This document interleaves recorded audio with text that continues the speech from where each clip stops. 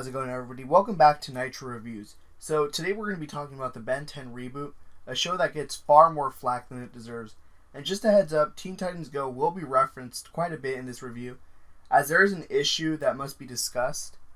Now, Ben 10 was a fun show that people remember fondly. It had such a cool concept, which was very marketable for Cartoon Network, and due to that, it has had many continuations over the years, with Ben 10 2016 being the first series reboot.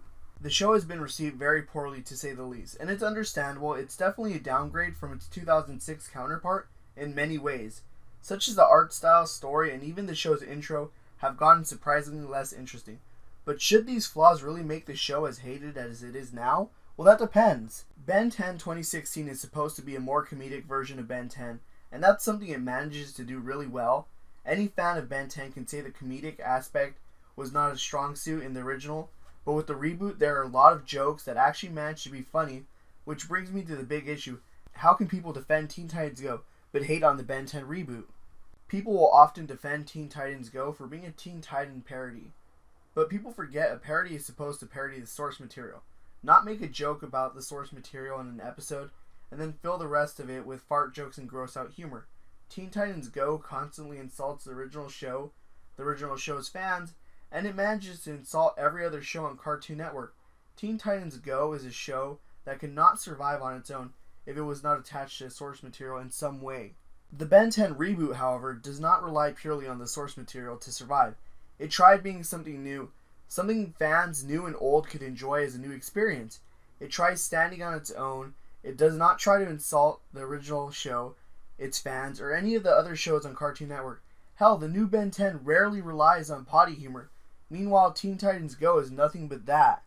So it baffles me that so many people that hate the Ben 10 reboot are the same people that try their damnedest to support Teen Titans Go and the trash it spews. You can clearly see the effort put into the Ben 10 reboot. Meanwhile, Teen Titans Go tries its hardest to weasel itself out of putting any effort into the show. Teen Titans Go is an insult to the original show and modern cartoons as a whole, while the Ben 10 reboot tries to pay tribute to the original show while also not trying to start a modern trend for modern cartoons or reboots. That should be the end of my Teen Titans Go rant, so let's get back to the reboot itself. Now, the art style works well for the comedic setting of the show, and it can be used very effectively. My only issue is the visual of the show. It just doesn't feel that impressive. I mean, the original Ben 10 alien transformation looks so damn cool, but the reboot's transformation scenes are very lackluster. This has nothing to do with the art style itself, but rather how the art style is used. Most of the time the reboot's art style works for what it's trying to do, but there are a lot of places where a little more effort should have been used to really bring out the visuals. Getting back to the story, I find the reboot to actually be a little more interesting in that regard. Both the reboot and the original were about a road trip, but the original Ben 10 felt very lackluster in that regard.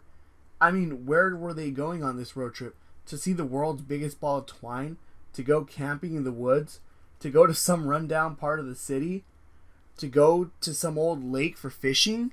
You know, the more you look back on it, they didn't really go to too many cool places. Meanwhile, the new Ben 10 has them going to conventions, water parks, racetracks, football games, Old West towns, House of Tomorrow, and so on.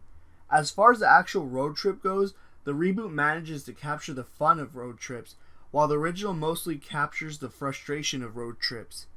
That being said, the original actually had some interesting villains to make up for it, while the reboot has been lacking that so far. While the reboot has some fine villains, even bringing back some old villains such as Dr. Animo, most of the new ones aren't that fun or memorable.